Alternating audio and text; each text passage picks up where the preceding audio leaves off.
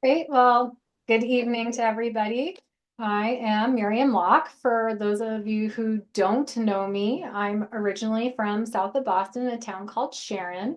I went to Vassar College for my undergrad and then went to the University of Louisville in Kentucky for medical school. I did my urology training at Mount Sinai in Manhattan. And then I was in the Air Force. They paid for my medical training, and I served for 4 years at David Grant Medical Center over at Travis and Fairfield. And I joined Barton in 2023. So I started coming up in January of that year. I'm coming up full time 2 years here in June. So I just wanted to talk about some basic urinary issues. That's the bread and butter of urology. So how do we pee? Our bladder is a muscle. It's composed of three different muscular layers, and it is expandable. So when you pee, your bladder empties, and then as you drink fluid and it's filtered by your kidneys into your urine, that fills your bladder up. Your bladder will distend, and it has pressure receptors. So those pressure receptors are what tells you that you have to pee. Once you get to a certain fullness, it says, all right, time for me to go. Your bladder then contracts, and that is how you empty yourself. So what can go wrong? Um, Sometimes your bladder may not stretch so well. So that means that it's not as elastic, it loses its compliance. Sometimes it becomes oversensitive. So it thinks that it's full when it's not really. And then we're going to the bathroom more frequently than we would like. Sometimes our bladder muscle stops working effectively, and so it cannot contract, and thus we can't pee. And then more so for men, but sometimes for women, there's a blockage that prevents us from peeing. Um, and it could be a combination. It may be a multifactorial thing that's causing urinary symptoms. So common urinary problems that we see and that I treat patients for are weak stream, frequency of urination, urgency to pee, leakage of urine or incontinence, getting up at night to pee or nocturia, and then inability to empty, which is retention. So weak stream, the most common cause of weak stream is enlarged prostate or BPH, and that affects up to 94 million patients worldwide. So it is a very common problem within our country, obviously affecting men. Um, it could be from an overactive sphincter. So here we have our bladder. This is the urethra coming through and the prostate. So here's a picture of an enlarged prostate. Prostates can grow both outwards, but also internally. And you see it's kind of obstructing that channel that our urine wants to flow through. Well, our sphincter kind of sits right here, and that's what we control. So when you feel like you have to pee, but you're not near a toilet, you contract those muscles so you don't pee in your pants.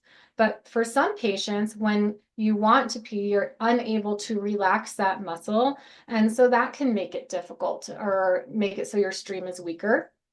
Some patients who have Parkinson's disease, that sphincter just will not relax, and that's part of their disease process, that muscles are really tense. And so that leads to inability to pee. And then again, like I said, your bladder muscle is weak. So it's just not a very strong contraction. And so that can make it so urine isn't coming out with the same force, or your bladder is not full. Your bladder needs to be so distended in order for it to contract appropriately. So if it's not really full, you're not going to have a good contraction, and that stream is going to be weaker. So how do we treat that for benign prostatic hyperplasia or BPH? I always start patients on medication first, unless you tell me I don't want to take medicine. And then there are surgical options. I did a talk about this probably a few months ago, maybe a year ago. But there's a lot of different medication options for you. And then again, there's a lot of different surgical options. Here at Barton, I offer a TURP or a transurethral resection of the prostate, which is essentially where I core out the prostate that's causing that obstruction to open that channel. But there are a lot of different options depending on your prostate anatomy and size that I discuss with patients. And if I don't offer it here. I'm happy to refer you to a urologist in the area who does do that surgery. For sphincter issues, I often send patients to pelvic floor physical therapy first. We have two wonderful physical therapists here at Barton, Brianna and Audra, and they help you understand how your muscles and your pelvis work to see if maybe you can better understand how to relax those muscles to relax that sphincter. If it's Parkinson's disease, then you may need treatment for your Parkinson's disease. And then if pelvic floor physical therapy does not work for those sphincter issues, then sacral neuromodulation is a treatment that can help for that as well. And that's essentially where a pacemaker is put into the nerves that control the bladder to kind of overcome anything that's not acting appropriately. And so that helps, and it's indicated for incomplete emptying if there's no obstruction, but also we'll talk about it later for overactivity or incontinence of urine. If it's due to your bladder muscle not working, unfortunately, there's not many treatments we have for that. Again, sacral neuromodulation may help, but if there's any evidence of a blockage, I always try and treat that to see if that can optimize your emptying. And then if it's because your bladder is not completely full, then we need to work on decreasing your frequency so that your bladder can accommodate more urine, and that may help ultimately improve your stream. So frequency or overactive bladder, that affects 23.3% of the US population. 30% of women experience overactive bladder symptoms, but also 16.4% of men. So that's a significant portion of our population. And things that I need to consider when somebody comes in with this complaint. Number one, how much do you drink in a day? I'd say I ask pretty much every single patient how many times they pee during the day and night. And 50% of people say, well, it depends on how much I drink. I get that. I'm just trying to figure out if that's something that we need to change in your lifestyle or not. Diet plays a role in your frequency or urgency to pee. There are certain things that are very irritative to your bladder, and so they may cause you to go more frequently than you would like. Pelvic floor dysfunction. So this is something that I see really commonly. And essentially you have muscles in your pelvis that hold your bladder, your prostate, your uterus, your rectum, whatever anatomy or organs you have up. We are completely unaware of these muscles, blissfully, but unfortunately, that means we do not understand how to control them. And so oftentimes we carry tension there, whether it's from stress, anxiety, because we have pain in our body and we need to kind of brace to not feel that pain or walk in a way that's more comfortable. And so our body, because we don't know about those muscles, also doesn't know how to identify that tension. I can tell you when I'm stressed because I pull my back out, I know where my back muscles are. I can't tell you about those pelvic floor muscles. Our bodies try and intellectualize it or figure it out by saying, oh, well, that's where my bladder kind of is. So I have burning when I pee. So pelvic floor dysfunction can manifest itself in different ways. It may cause frequency to pee, urgency to pee, burning when you pee. A lot of patients feel like they have urinary tract infections, but I'm unable to find bacteria to explain it. And it can even cause testicular discomfort in men. So I think this is probably the most common thing that I treat. And it also can create more spasticity that makes your bladder contract inappropriately. Overactive bladder is due to inappropriate contractions of that bladder muscle. So again, you may have a small amount of urine in your bladder, but you're getting that signal that you have to go to the bathroom. That is seen in patients who have had spinal cord injuries or neurologic injuries, whether it's a stroke. It affects those neural pathways and causes an inappropriate spasticity in those muscles. So that is something that we have to consider as well. Urgency is that sensation where, oh, I gotta go, and you just gotta make it to the toilet. You don't have time to get there, or you feel like you have to get there within 30 seconds or else you're gonna have an accident. Again, pelvic floor dysfunction is a very common cause of this complaint. Bladder irritants can cause it. It can be from that inappropriate contraction of your bladder muscle and again, neurologic injury. So how do we treat these symptom complexes? My preference is always to try conservative measures first, because if you can treat something with a lifestyle modification, that is lovely. Sometimes that's not possible, and we'll go through kind of the different treatment options that do exist. So bladder irritants, the top or most common bladder irritants are caffeine, alcohol, spicy food, acidic food, artificial sweeteners. So when I talk to patients about this, I always recommend trying to identify if any of those things are in your diet. If they are, try and find a thing that you would not mind or miss the least and eliminate that for a few days so it's truly out of your system and see if you see an improvement in your symptoms. If you do, then that's great. Now I leave it to you to decide, is it worth eliminating from your diet or not? Caffeine's a hard one. I have patients who tell me this is my only vice I have left. I need my 2 to 3 cups of coffee. Well, maybe we can drink half calf coffee or decaf coffee or decrease the volume of coffee. There are different ways that we can mess around with these irritants to try and minimize them in your diet. So that way, maybe we can optimize your symptoms. The reality is this is a quality of life issue, and sometimes removing those things will affect your quality of life more than the urgency or frequency to pee. I cannot be the judge of that, but I will support you in whatever you decide.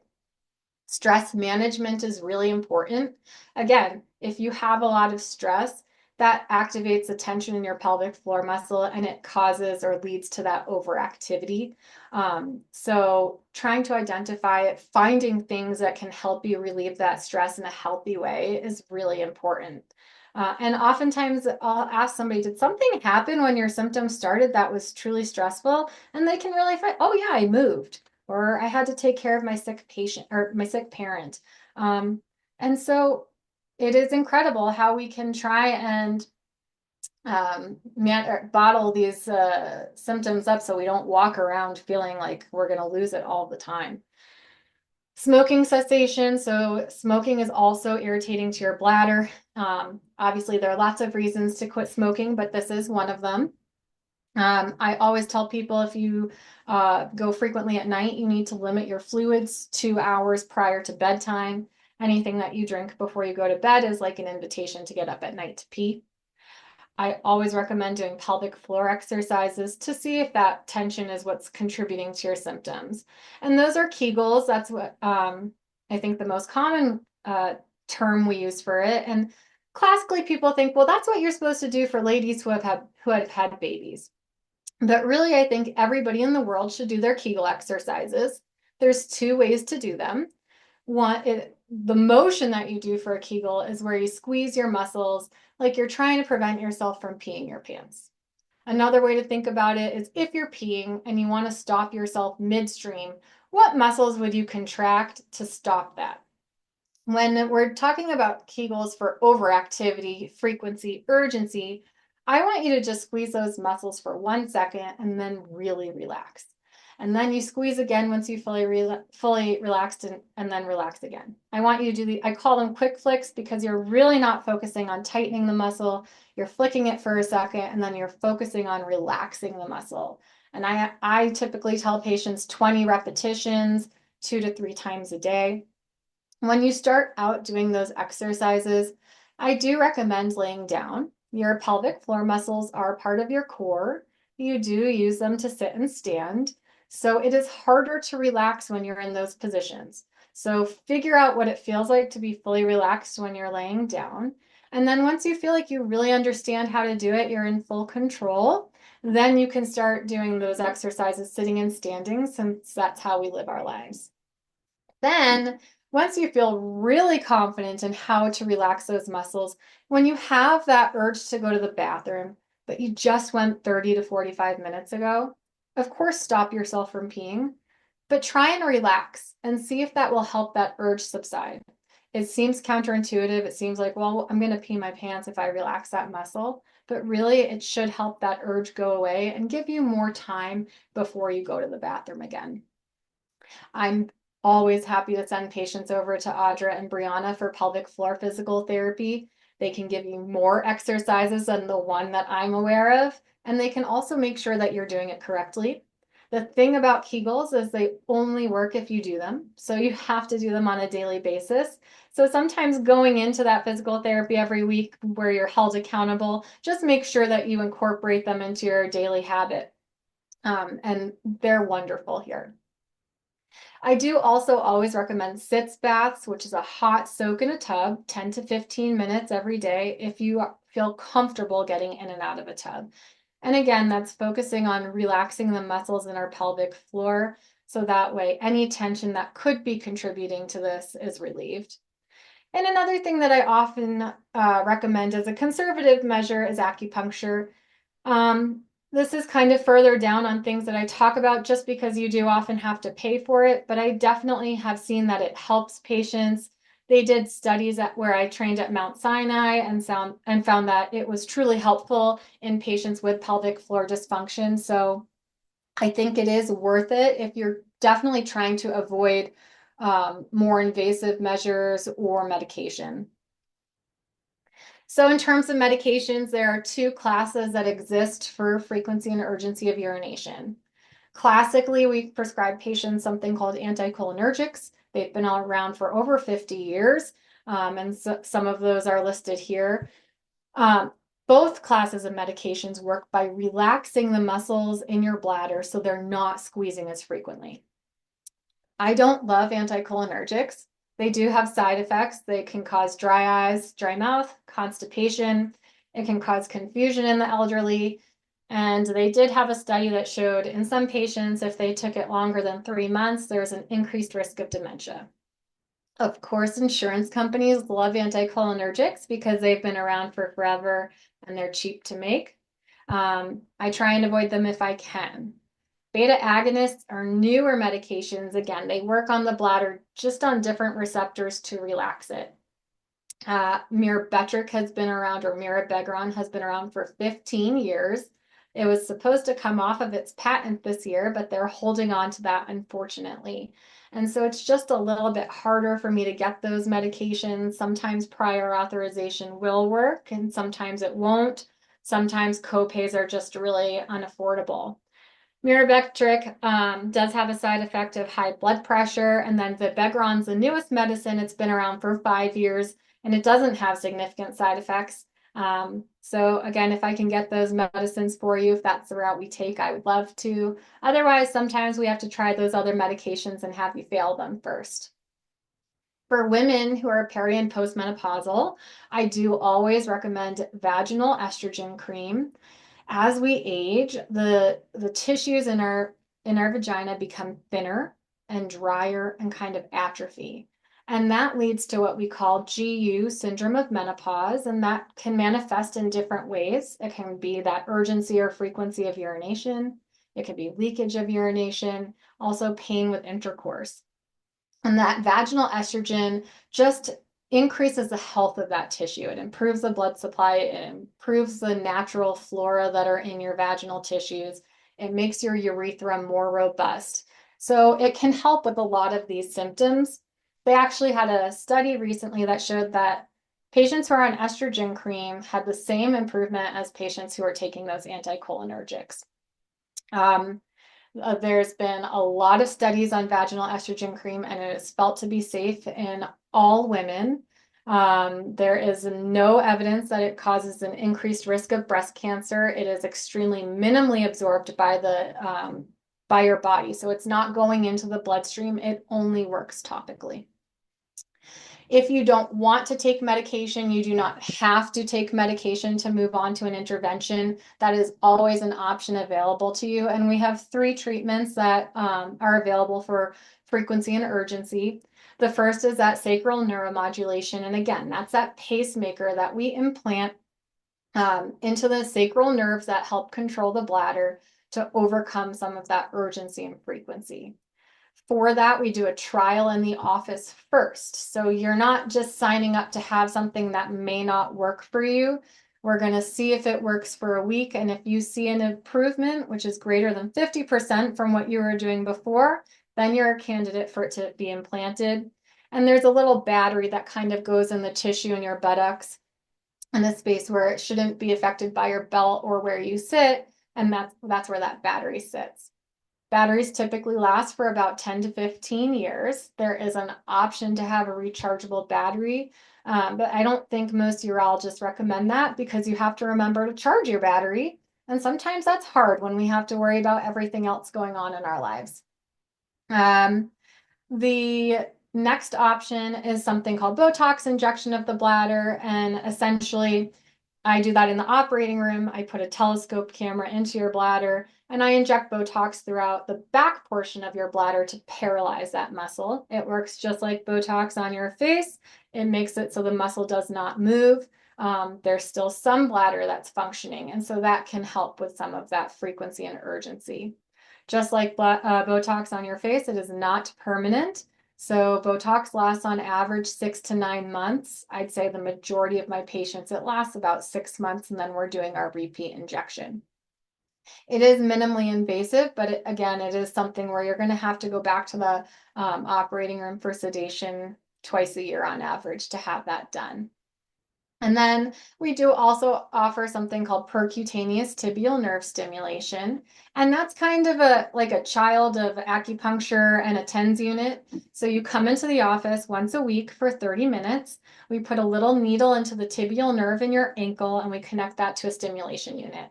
We send electrical impulses through that nerve up to the nerves that control the bladder for 30 minutes. And you do that for 12 weeks.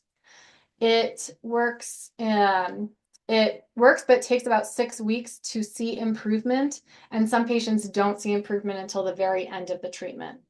The thing about PTNS is that it does require maintenance in the majority of patients. So you're coming back on average once a week, once every 4 to 6 weeks to have that 30-minute treatment. Again, it's nice. You're not committing to anything. It doesn't require any anesthetic, but you do have to come into my office. So incontinence. Incontinence is leakage of urine.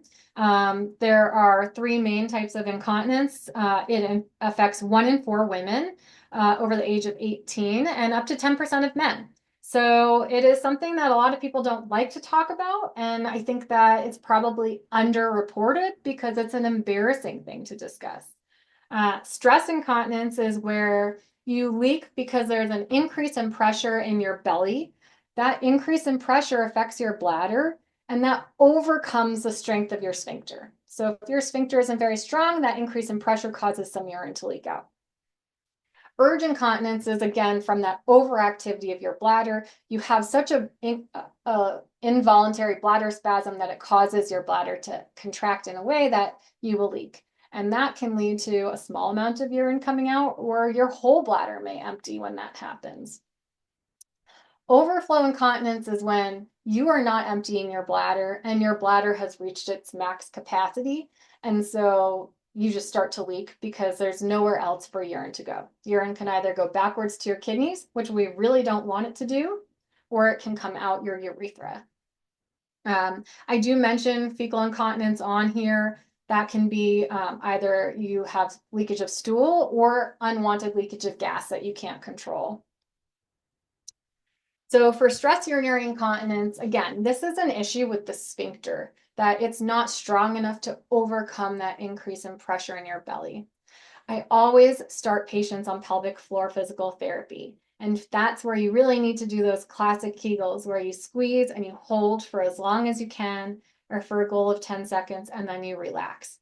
And oftentimes that is sufficient to help you overcome that leakage. Doesn't work in everybody though. So Bulkamid is a procedure that's been around for about 7 to 10 years now, and it's done cystoscopically, where we put a telescope camera into your bladder, but then really into your urethra. And a polyacrylamide hydrogel is injected into your urethra, and it creates these pillows. So where your urethra is like this, it starts to kind of create this obstruction to kind of help prevent that leakage of urine. We have 7-year data that shows that at 7 years, 67% of patients had a significant improvement in their symptoms. You can get those injections up to 3 times. You do not have to wait a period of time. If you're unhappy after your first injection, you can come back within a couple of weeks and we can try to bulk that up and improve it so that we can get you to the level of dryness that you're hoping for. It's about a 10 to 15-minute procedure in the operating room. You go home that day. The other option that we've been doing for a very long time is called a mid-urethral sling. That's a vaginal surgery, or it's a perineal surgery, which is the space between the scrotum and the anus for men. And essentially, it's a mesh tape that lifts the urethra. It changes the angle so that, again, it requires a little bit more pressure for urine to leak out.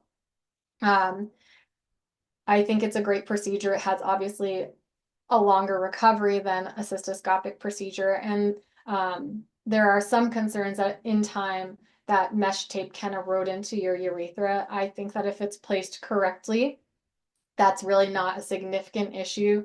It's not something I worry too much about. I do not currently do mid-urethral slings, so I would refer you to another urologist if that's something that you're interested in, or your urogynecologist. For urge incontinence, it's pretty much the same treatment as that urgency and frequency. So dietary modifications, pelvic floor physical therapy, acupuncture, we have those medications, and then we have the same interventions, that sacral neuromodulation, PTNS, and Botox.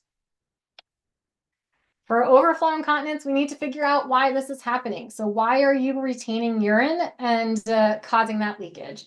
Really, the first thing we do is put a catheter in to protect your body, protect your kidneys, and then I do an evaluation from there. Sometimes the evaluation is evaluating your prostate because it looks like that's the problem for men. Or I may need to do something called urodynamics, which is where I do a study to understand how your bladder is working. It tells me if your bladder is functioning well. It tells me if there's a blockage somewhere. It tells me if your sphincter is overactive. And then based off of those results, we can kind of come up with a treatment plan. I do mention fecal incontinence because sacral neuromodulation is indicated for treatment of it. Disclaimer, I'm a urologist. I do not treat bowel issues. However, I could help with this for certain patients. But my understanding, treatment for fecal incontinence is that you may use a bulking agent, so fiber supplementation or Imodium to make your stool a little bit firmer. Or if sacral neuromodulation doesn't work or you're not interested, you could go and have a sphincteroplasty where they repair your sphincter. But my understanding is long-term outcomes of a sphincteroplasty are actually worse than that sacral neuromodulation. But again, I would defer to either a gastroenterologist or a colorectal surgeon for workup of that. Nocturia, so that's getting up at night to pee, and that affects anywhere between 18 to 57.1% of the population. Older patients are not necessarily more likely to experience it, but they are likely to get up more often. And this could be due to poor sleep, meaning that you don't sleep very well and you wake up and then you have to go and pee, as opposed to just the urge to pee itself. It could be from obstructive sleep apnea. When you have sleep apnea, you're not sleeping well. Every time you have an apneic event, you stop breathing, your body kind of wakes up. So you're not in that deep sleep and you're a little bit more aware of your bladder. It also causes you to release atrial natriuretic peptide, which is a natural diuretic. So you're also making more urine. So it's kind of a double whammy. I always recommend a sleep evaluation for patients, especially if they say that they snore. And in theory, if you're treated for your sleep apnea, that will treat your frequency overnight. And then cardiovascular disease, if you have swelling and you have fluid overload, oftentimes when you lay down, that fluid is recirculated throughout your body. It is filtered by your kidneys, it's made into urine, and you have to pee that out. So if you have swelling of your extremities, I always recommend compression stockings, elevating your legs a couple of hours before bed to try and start that process earlier. And then nocturnal polyuria is where you make more than a third of your urine at night, which is an inappropriate amount of urine at night. And for that, we do have a medication to treat it. So like I said, for nocturia, I always recommend a sleep evaluation. If you have that swelling, I always recommend trying compression stockings, especially in the winter time. It's not too hot for it. Elevate your legs. If you do have nocturnal polyuria, I do require that you do a bladder diary. We do have to assess the volume of urine that you make throughout the day and at night. But I could prescribe something called desmopressin, which essentially pulls the fluid out of your blood vessels and helps prevent that formation of urine. It does require that you are compliant with not drinking fluid once you take that medicine. If you're really still hydrating yourself after taking it before bed, you are at risk of fluid overload, and that can cause cardiovascular issues. So I make sure patients are aware of that. It also can affect your electrolytes, so it is something that we need to monitor. I don't have very many patients that I treat with this medication, but it's always something that's an option or available. And then the last common urinary issue that I see is urinary retention, and that's the inability to pee. Most common causes are that you have an enlarged prostate, your bladder does not work, or your sphincter is inappropriately contracted. Again, for an enlarged prostate, we treat the prostate. If it's neurogenic bladder or your bladder muscle doesn't work, sometimes I do have to have you intermittently catheterize yourself. That's the only treatment that's available. We could try sacral neuromodulation, but it's not guaranteed to work. Or we could put a catheter in. I always try and avoid a chronic indwelling catheter. The catheter could either be through your urethra, or it could be going through your belly just above your pubic bone. We call that a suprapubic catheter. Both types of catheters do carry an increased risk of infection. So if you can catheterize yourself intermittently, that's preferred. And then again, for that sphincter dyssynergia, I try and see if pelvic floor physical therapy will work, and if not, sacral neuromodulation is an option. That was a ton of information. I may have gone too quickly. So if you have any questions, please feel free to ask. Great. Thank you so much. Just as a reminder, if you have questions, you can enter them into the Q&A box located at the bottom of the screen, or you can ask them in the chat box. Just going back to the incontinence question, there's a question about if you are planning like a car trip, or you're not going to be able to go for a while, can you talk about like the just in case pee? Is that something that you recommend, or is there a recommended period of time that people should try to go between urination? So I think that's tough. If you're going to be on a long car trip, I'm never going to tell you don't try and pee before you go. But I do think that that is a habit that a lot of people have, that, oh, I'm walking out the door, I should go to the bathroom really quickly.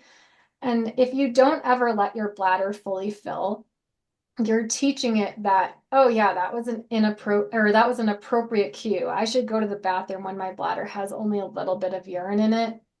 So if you're only going somewhere for an hour, I don't think that's an appropriate thing to do.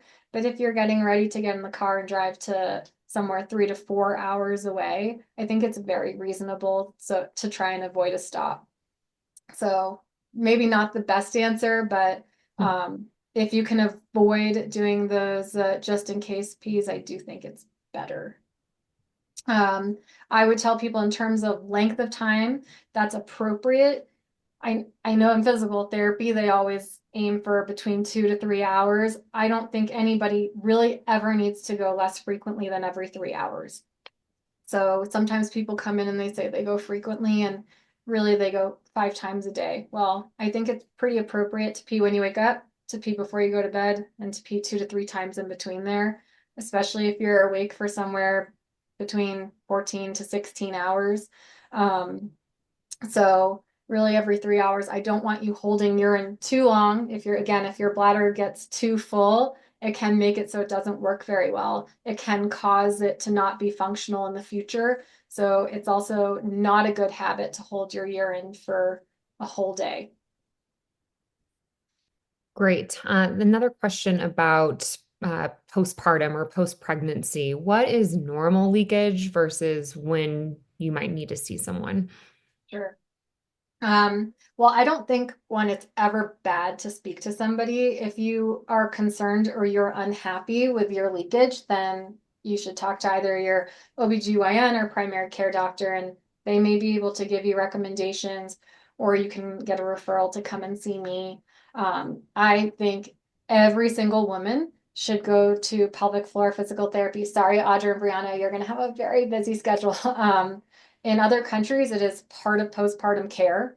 Um, we don't put emphasis on that in the United States, but I think it is really key to start doing those pelvic floor exercises. Usually they want you to wait 6 weeks.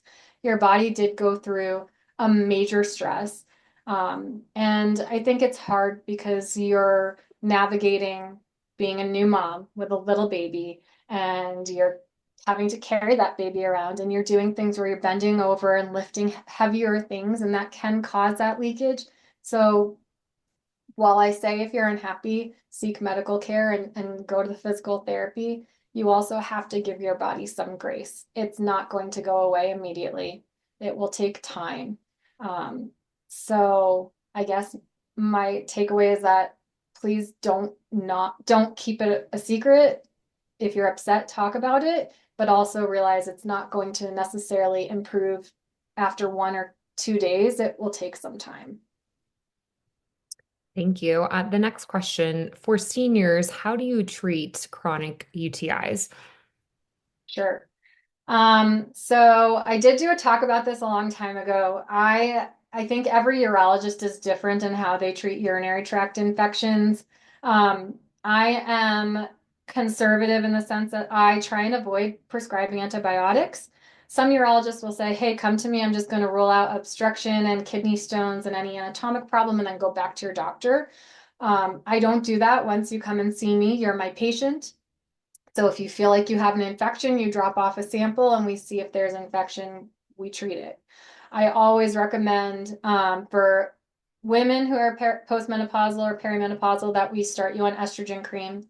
Um, there's only two proven things to prevent infections, and that's increased water intake, so at least 64 ounces of water daily, and that vaginal estrogen cream. I do recommend some supplements. I typically start with cranberry, and if you were to get cranberry extract, I recommend making sure the bottle says 36 PAC. That's the active ingredient. It stands for proanthocyanidin. Some of them just say something like 500 milligrams of cranberry, and that's not what we're looking for. It's the PAC that helps prevent infections. Other supplements that list for patients to consider: D-mannose. Um, both cranberry and D-mannose they work by preventing bacteria from binding to the bladder, so it gives your body's immune system more time to fight the infection. Vitamin C is an immune booster. There's some evidence that maybe probiotics can help prevent infection, so it's something that I suggest to patients.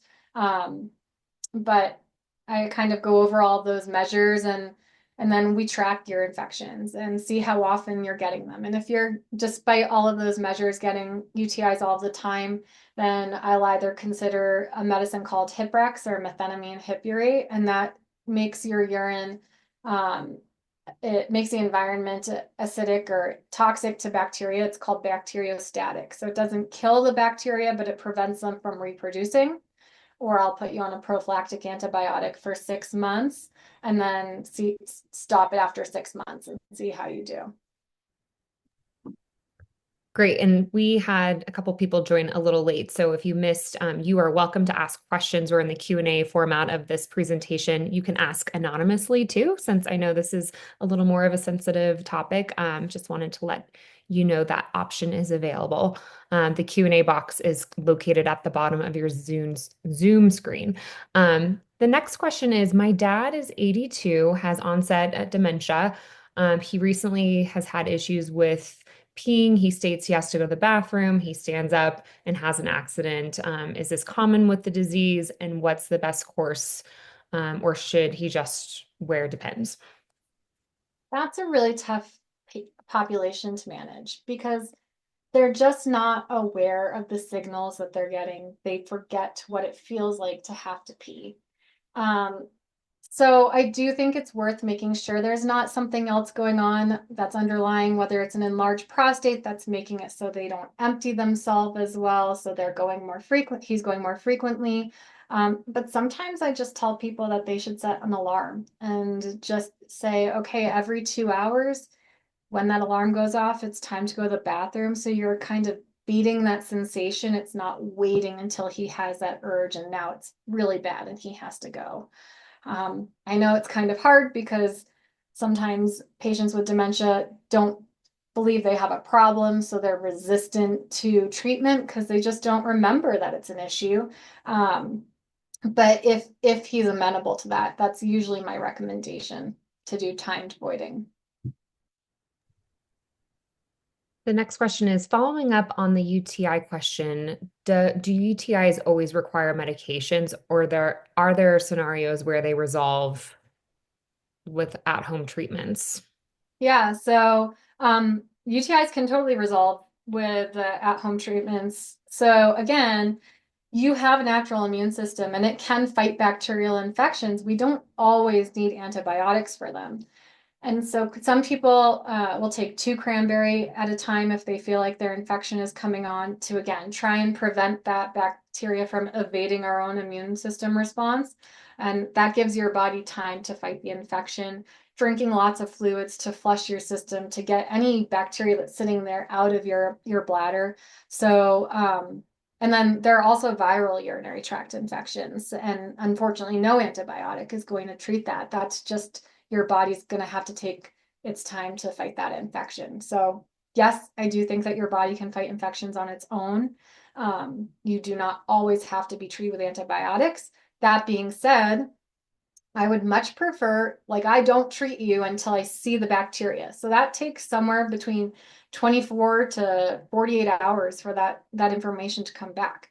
So I'd much prefer that you drop off a sample at your symptom onset and we start the process of getting that information. So that way, if your body doesn't do the job, now I have that information to give you that antibiotic rather than you waiting another day or two before you're going to get the treatment that you now need, putting you at risk, especially if your immune system isn't as effective of possible sepsis, which is where that bacteria goes to your blood and makes you more sick. Okay. The next question, and this might be the last one, so if you do have questions, please feel free to enter them in. This one says, I'm a bedside nurse and remember giving post-op patients, and gosh, you'll have to help me with this, chlorine, if not able to void, and it worked. Now post-op patients get straight catch instead of the urochlorine. Why? She's asking why. Um, so I am not sure which medication you're referring to. There is a medicine for spinal cord injury patients called Bethanechol that they did give in the past to see if that would stimulate bladder contractions and help patients urinate. Um, I mean, when I have a patient who is post-op and they have urinary retention, ideally they have peed before they go back for surgery. So that's number one to try and prevent them from being full. There's so many things that are at play. So sometimes if it's a spinal anesthetic, it's just that the nerves to their bladder are not awake yet. I always try and wait that 6 hour window to give somebody a chance to pee. It's just a balance. If your bladder gets too full, then sometimes it is hard for it to contract and then it won't work either. So we don't want the bladder to become too distended. And so that may be why we moved to straight catheterization. But I don't think it's wrong to try and give something like Flomax. The problem is that's probably not going to work in that immediate post-operative period. but I'm not sure which medication you were referring to. I have not been taught to suggest that in my training. Doesn't mean that it doesn't exist, and other urologists don't recommend it. I'm just unaware of it. Um, but then in the post-operative period, it's really hard because patients are on pain medicine, and that those narcotics can kind of make patients' bladders go to sleep. It can lead to constipation. Constipation can make it difficult for you to urinate. We're not necessarily moving around as much, and when we're not moving, our bladder kind of tends to get a little bit sleepy. And so if you are if you are having difficulty urinating in that immediate couple of days after surgery, then I do recommend trying to get out of bed, trying to limit those opiates if you can, or really making sure that you're on something to help with regular bowel movement so you're not backed up. And then if you're really struggling to pee, I do always recommend getting in a hot shower and trying to urinate to see if that just relaxes your body to help start that flow. But I'm sorry, I don't have an answer to that question.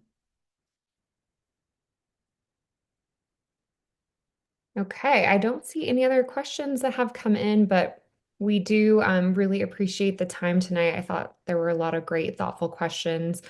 For those that are interested, this webinar was recorded, so you can find it on our YouTube channel. I should have it up by tomorrow. It'll be on our Facebook page as well as the service line page. You can find out more about Dr. Locke and her practice on bartonhealth.org. And there will be a short little survey at the conclusion of tonight's webinar. Just let us know how we did tonight, and if you would like to see any other topics in the future, we'll try to accommodate those. But with that, I'm going to go ahead and we'll sign off just a little bit early and appreciate everyone being here. And Dr. Locke, thank you so much for the great webinar. Thank you. Have a good night.